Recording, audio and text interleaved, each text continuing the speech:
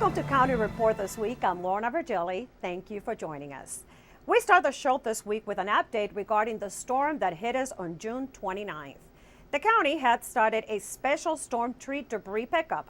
The Department of Transportation will provide the collection on county-maintained roads following the snowplow routes. Crews will be picking up tree debris that is located within county right-of-way. Thus far, 22,000 tons of processed debris has been hauled to facilities. Our crews are being deployed in the 217 plow routes throughout the county. And although we plan on hitting all 217 routes, we can't start them all at the same time. So we'll progressively go through them and pick up the debris that has been damaged, the tree debris that's been damaged by the storm. And that's pretty much all we're picking up. If there's any fences or sheds or roofs that have been damaged, don't mix those up with the debris because we're not going to pick it up. Our crews will just pass over a pile that has mixed debris in it. Over 200 employees, 40 road contractors, and 60 tree contractors are working 12-hour shifts. It is estimated that the entire cleanup will take several weeks. After the storm, many county residents were without power for up to a week, and hundreds of traffic signals were out of operation. County Council will hold a Pepco debriefing next week to go over the utility company's performance following the massive storm. Susan Kennedy has more on this story. Susan? Lorna, once again, Pepco is the topic of discussion here at the council, and once again, the words are harsh. Thank you. At his weekly press conference, Mr. Berliner wasted no time in his criticism of the utility company, saying residents are beyond angry. Enough is enough. Our citizens have had enough. And while this was a big storm and outages are to be expected, Pepco's performance on every level was unacceptable. The length of the outages, the appalling communications, the computer glitches and data distortions, the list can go on and on. Mr. Berliner says there is no issue more important than reliable electric power and that county residents have not had it for far too long. This latest storm left residents and businesses in the dark and sweltering heat for days on end. The County Council will hold a debriefing on Pepco's response to the storm next week.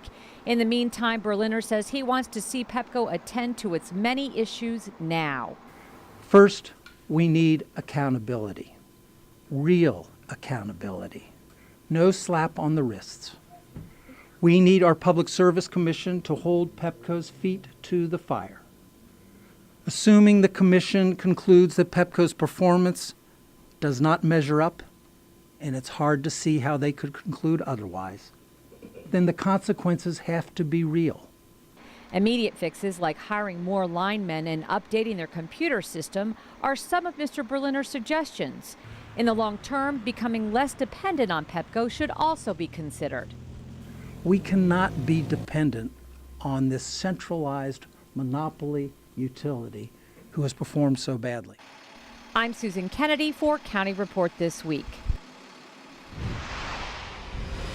Asking to evaluate changes needed for regulated energy companies, Executive Leggett, along with the county executives from Prince George's, Howard, Hartford, Anne Arundel, and Baltimore counties, sent a letter to the chairman of the Maryland Public Service Commission requesting performance improvement from companies during emergencies.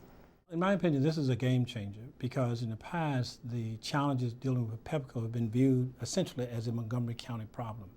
And we have not had the support of neighboring jurisdictions of the rest of the state when we wanted concerted actions against Pepco and to go to the Public Service Commission to get the kind of response that we think that we needed in order to get the compliance. Now we have all of the major jurisdictions throughout the entire state of Maryland speaking with one voice, saying to the Public Service Commission, we need to make these changes. And so to me, this is a game changer that will help us in Annapolis, help us with the Public Service Commission, because it's no longer just Montgomery County. Although we've been hit disproportionately compared to other jurisdictions, it is now a state of Maryland challenge. The county executives complained that local governments sought to dispatch personnel, including firefighters, to check on residents in distress and that the companies would not disclose this data to provide support in these areas. They also questioned whether staffing levels at Maryland utility companies are sufficient to prepare for and handle weather emergencies, and if the company's preventive tree and vegetation removal programs are adequate.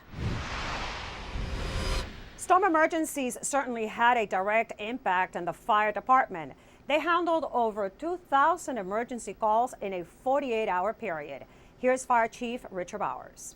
The types of incidents we ran were structure fires, a lot of trees on houses, and unfortunately we did have the loss of life of one resident here in the county as a result of a tree going into the house. A lot of wires down calls, obviously.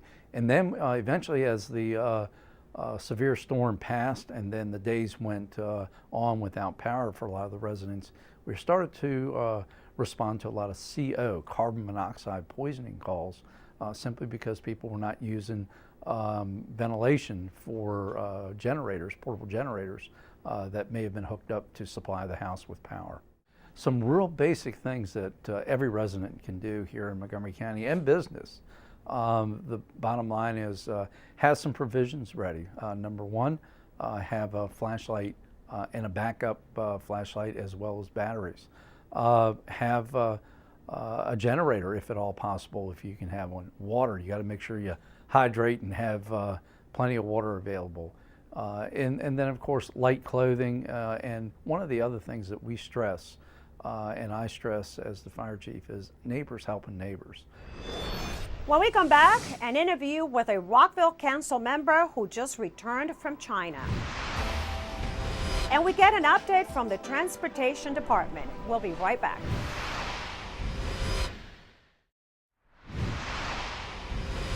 Welcome back to County Report this week. I'm Lorna Virgili.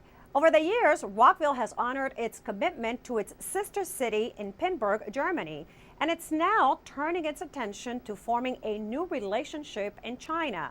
According to the 2010 census, 1/3 of Rockville's population is foreign-born, 50% of which are of Asian descent. There's a big world out there. We have to know how we fit into that world, and this is a great way of doing it. That was Councilmember Mark Pershala's thoughts on his recent trip to Jiaxing, China. The trip was meant to strengthen ties with Rockville's potential new sister city. Both of us are looking to be part of the world and to be part of the world economy.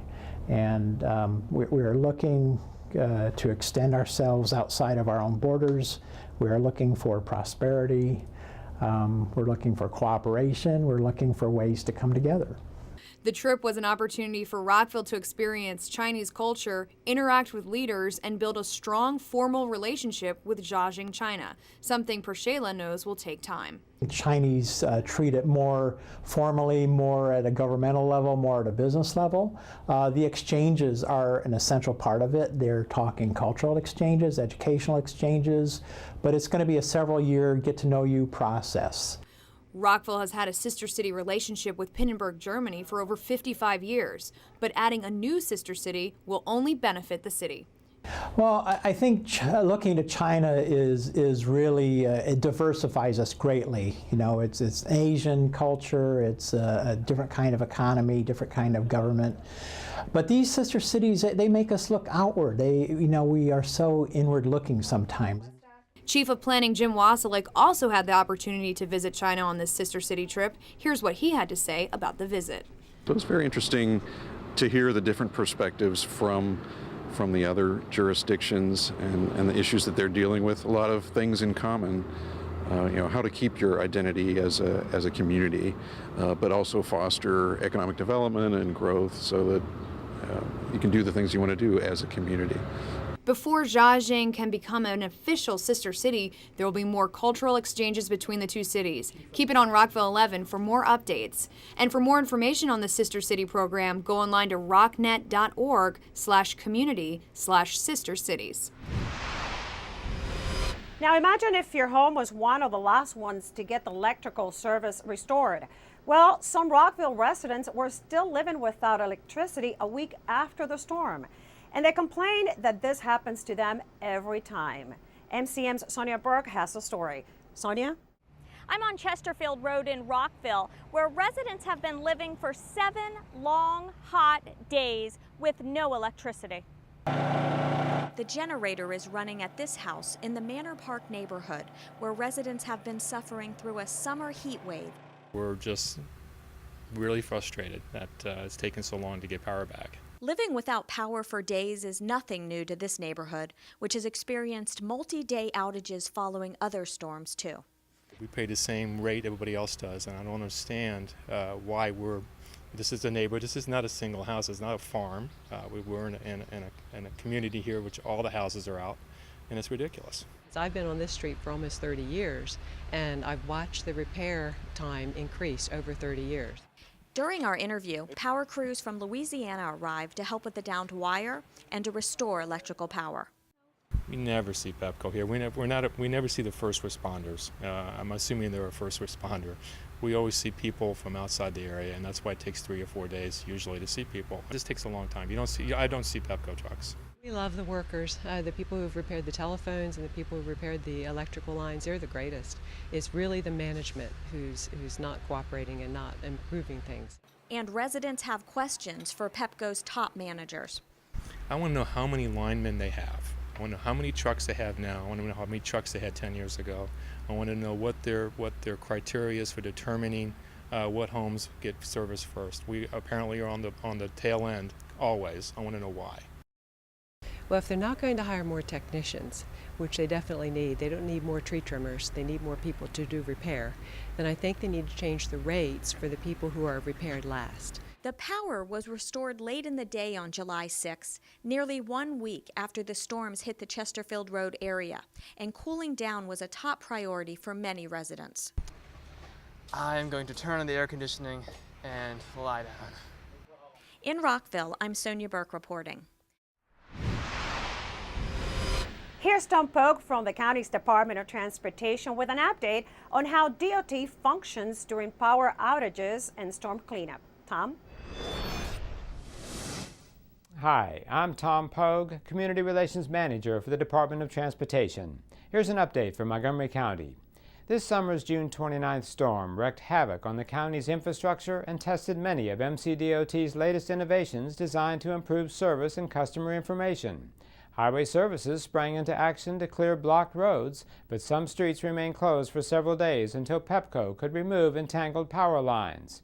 Highway's new storm operations map listed closed roads for anyone who could get on the web, and their new TomTom GPS navigators helped crew members conduct neighborhood sweeps. Another DOT operation that was severely tested was our traffic signal system.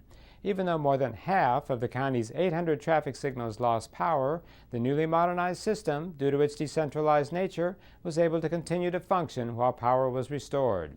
Battery backups, recently installed on 125 signals, kept them going for an additional 8 hours. As always, for information during inclement weather, go to our website at montgomerycountymd.gov/MCDOT. We're working to keep you moving safely. When we come back, the controversial construction of a Costco gas station at Wheaton Mall gets discussed at County Council. And dozens of Hispanic parents meet at Montgomery College. We'll tell you why. We'll be right back.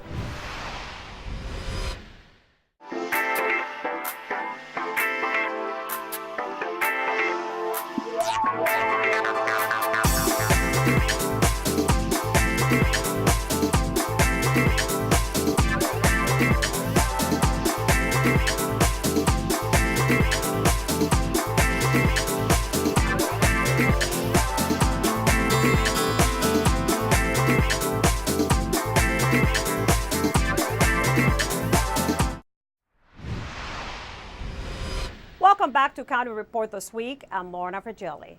Members of the Council's Planning, Housing, and Economic Development have wrapped up a work session that deals with a proposed mega gas station at the Wheaton Costco. Several council members have proposed a zoning text amendment that would add standards to the Board of Appeals approval process for gas stations, specifically those that are proposed near schools, parks, playgrounds, and hospitals.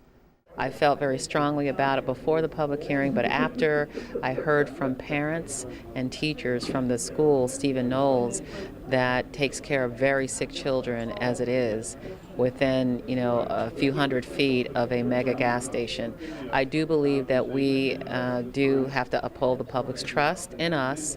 And as a mom and a grandmother myself, if it were my school, I would be fighting very hard to make sure the council listened to what these folks who live nearest to this gas station have to say. We have to really do what's best for both the environment and for our constituency in terms of public safety and public health, but we also have to weigh in what's going to be best for our economic development opportunities as well. That needs to be a part of this discussion. And so these are decisions that we're going to make that are going to affect what happens from gas stations here on out, not just about Costco. And I think that that's extremely important. And that's why I have pause in terms of really making sure that we're setting forth the right kinds of methodologies moving forward. Dozens of Hispanic parents gather at Montgomery College to learn more about kids' activities and opportunities at the college. The event started with host of radio show Mi Escuela y Su Escuela, Gloria Bonilla, talking about the importance of the parents' role on their kids' education. It is very important that you as parents start to learn more about the process that your children will have to go through to finish their high school education and apply to college.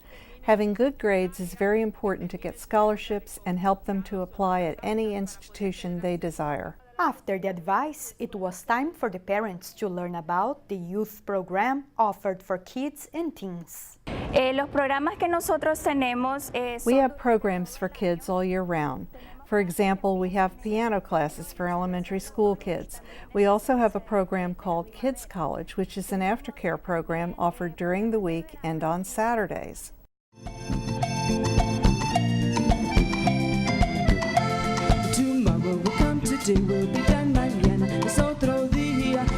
Mexican-American songwriter Sandra Velázquez, who founded Pistolera Band and Muna Luna, was invited to share her experience and to talk about the role that education played in her life. All of the opportunities that I've had in my career were because of the school. It was because I kept studying. In the end, what you want is to have options. She also explained the importance of being bilingual. To be bilingual. I can't tell you how much help it was for me to be bilingual. In my band, for example, I sing in Muna Luna in English and in Spanish, and in Pistolera in Spanish. We can go all over the world and communicate.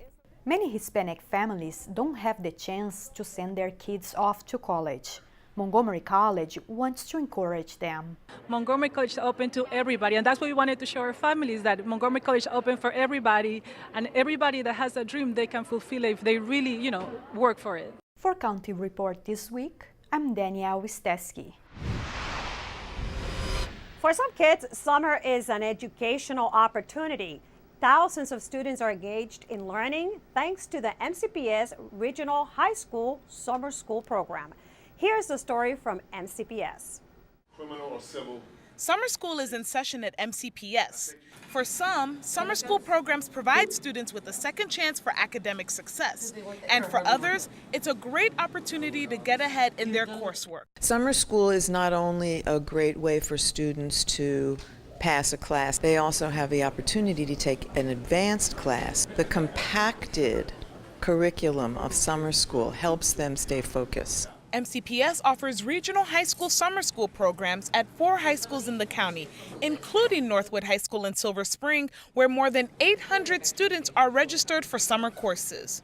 It does still deal with this case, and that's a precedent. That's the example. I'm here today because I'm trying to get ahead of my classes next year, so I'm just taking this class so that I wouldn't have a lot of classes next year. Students can take a variety of courses during summer school, from algebra to college and career research and development. Summer school teachers view each course as an opportunity to keep students engaged and learning over the long summer break. I think that's one of the best things about summer school. It keeps your brain working and doesn't allow some of the concepts to leave your mind. And the students couldn't agree more. I really enjoy summer school because my teacher is really nice.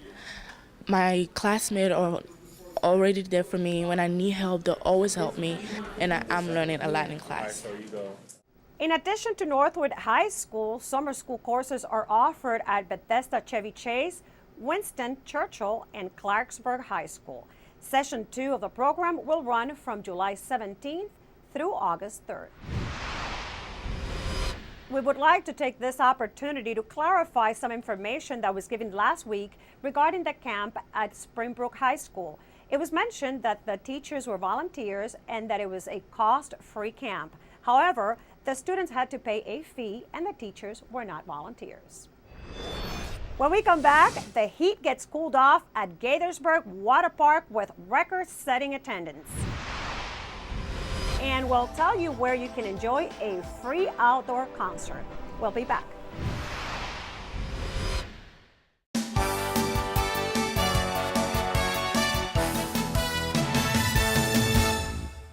Now's the time to register for Montgomery College's fall semester classes to get the classes you want when you want them. Choose from more than 130 majors and programs offered at our campus locations and online. You can register today at any of our 3 campuses or online.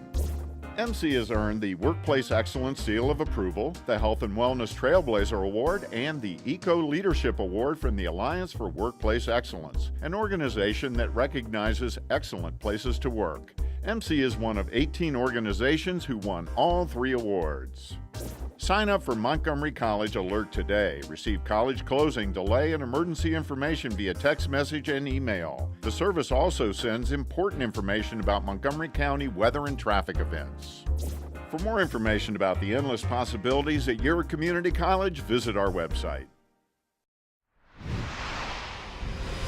Welcome back to County Report this week. I'm Lorna Virgili. With temperatures reaching the 100-degree mark, the Gaithersburg Water Park on South Frederick Avenue has become a popular destination for people trying to beat the sweltering heat this summer. Here's the story. They are setting attendance records at the water park where people are lining up to splash, swim, and ride the slides on hot summer days. We've had increased attendance, and I would say almost double what we've had last year. In particular, 4th of July, we had well over 2,500 people and did end up having to stop admission. The 38-foot tower slide is a favorite with swimmers and staffers. I like the big slides. The white slide is my favorite because that white and green slide allows for customers to see their way down as well as experience some of the gravity drops. I like the slides the most. The slide, it's very fast. It shoots you down, and then it goes right up, and then it goes down into the water, and it's really cool.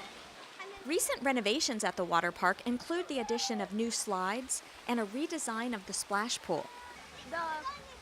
The kid place has changed, the slides has changed, there's new materials there.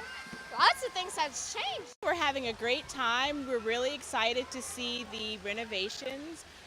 This is our 3rd year coming out, and it's really awesome. The water park is open 7 days a week, and fees top out at $7.25 per person on weekends and holidays. There are discounts for Gaithersburg residents, too.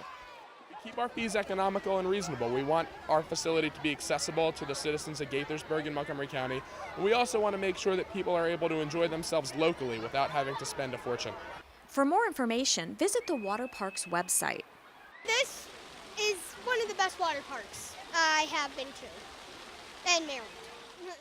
In Gaithersburg, I'm Sonia Burke reporting. Now let's go to Kathy Stanhope from the Humane Society to meet a lovable cat in our Pet of the Week segment. Hi, this is Kathy Stanhope with your Pet of the Week at the Montgomery County Humane Society. This handsome little devil is Flannel. As you can see, he's a black and white domestic short hair. He is gorgeous, and I don't know if you can see his stunning green eyes. He's just beautiful, and he's very, very affectionate. He is purring up a storm, and he loves to be sitting on laps. He definitely wants to go home with you because he wants a lap to sit on. This is a lap kitty, aren't you? Flannel can be seen at the shelter. He's about 5 years old, and he was given up by his previous owners. They couldn't take him with them when they left the area, and he definitely wants to get out of the cage. Remember that do not leave your animals outside in the summer. It's getting hot. If it's too hot for you outside, it's too hot for your dog outside. And if you do adopt a cat like Flannel, remember, keep your cats inside. Cats do so much better inside. Domestic cats can live twice as long if they're indoor cats than if they go outside, even occasionally. There's so many things that can happen to them. So try to remember to keep your cats inside and don't take your dogs out in the car when it gets too hot. So give us a call at 240-773-5967 or visit us at the web at mchumane.org because you want to come down here and you want to meet Flannel because he wants to go home with you. The Wings of Fancy Butterfly exhibit is still in full swing at Brookside Gardens, but our friends at Brookside want to teach us how to choose plants that will attract butterflies for our gardens. Hi, I'm Kathy Stevens, and I'm here at Wings of Fancy, the live butterfly and caterpillar exhibit at Brookside Gardens. And we just finished planting a butterfly container workshop in an effort to teach people about how to support the entire life cycle of the butterfly. It's very important to have a place for butterflies to lay their eggs. We call these kinds of plants caterpillar food plants. Parsley is the caterpillar food plant for black swallowtails, and monarchs will lay their eggs on this tropical milkweed. By giving butterflies a place to lay their eggs and plants to feed their caterpillars, we'll have lots of caterpillars, which are a very important food source for local songbirds and other insects and wildlife. After the caterpillars accumulate a lot of stored energy and turn into butterflies, they're going to enjoy nectar from the flowers that are also in this container, like this heliotrope, zinnias, lantana, and salvia. So if you come to visit the exhibit, you'll learn about caterpillars and plants and the important role that they play in our environment.